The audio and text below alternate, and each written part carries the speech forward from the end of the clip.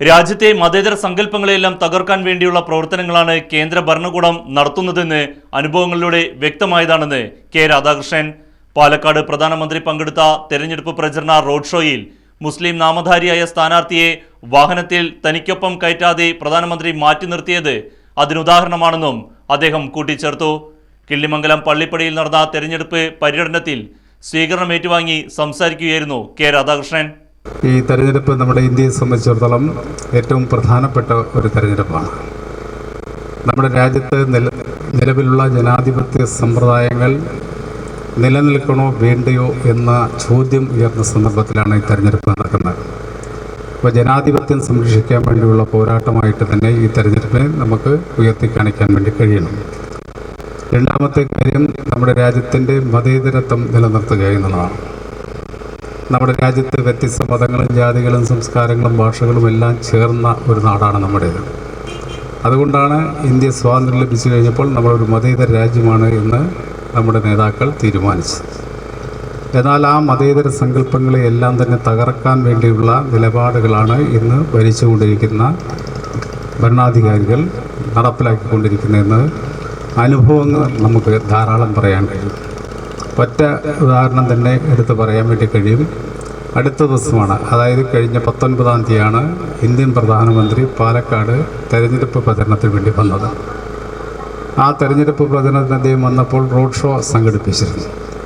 അപ്പോൾ ആ റോഡ് ഷോയിൽ പങ്കെടുക്കാൻ വേണ്ടി NDAയുടെ സ്ഥാനാർത്ഥികൾ കൂടി പങ്കെടുക്കണമെന്ന് മുന്നേ അറിയിപ്പ് കൊടുത്തിരുന്നു. അതിൻ്റെ അടിസ്ഥാനത്തിൽ പാലക്കാട്, പൊന്നാനി, മലപ്പുറം മണ്ഡലങ്ങളിൽ സ്ഥാനാർത്ഥികൾ വന്നിരുന്നു. ആലത്തൂർ മണ്ഡലത്തിലെ സ്ഥാനാർത്ഥിയെ പ്രഖ്യാപിച്ചിരുന്നില്ല.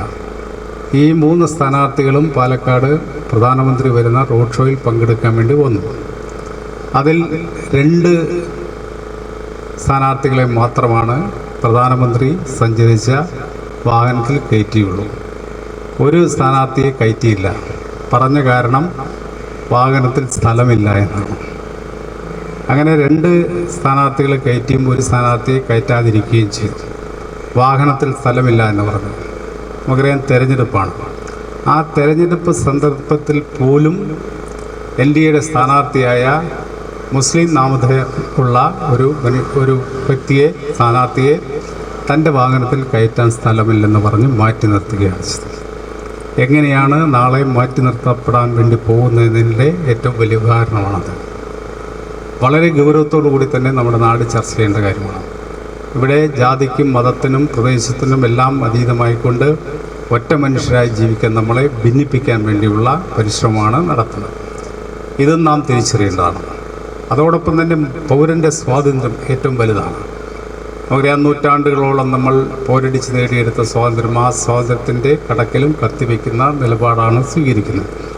ഓരോ പൗരന്മാരുടെയും ജീവിതം എങ്ങനെയായിരിക്കണമെന്ന് തീരുമാനിക്കുന്ന ഇനി ഭരണകൂടമായിരിക്കും. അവർ നിശ്ചയിക്കുന്ന മതവും അല്ലെങ്കിൽ അവർ പറയുന്ന പൗരത്വമാണ് നമുക്ക് ലഭിക്കാൻ വേണ്ടി പോകുന്നത്. ആ രീതിയിൽ മനുഷ്യൻ്റെ സർവ്വ സ്വാതന്ത്ര്യങ്ങളും ഇല്ലാതാക്കുന്ന നിലപാടാണ് സ്വീകരിച്ചുകൊണ്ടിരിക്കുന്നത്.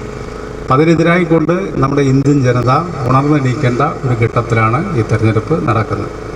അതുകൊണ്ട് തന്നെ മുൻകാല തെരഞ്ഞെടുപ്പുകളിൽ നിന്നെല്ലാം വ്യത്യസ്തമായിക്കൊണ്ടുള്ള ഒരു തെരഞ്ഞെടുപ്പാണ് ഈ തെരഞ്ഞെടുപ്പ് എന്ന് തിരിച്ചറിഞ്ഞുള്ളത്.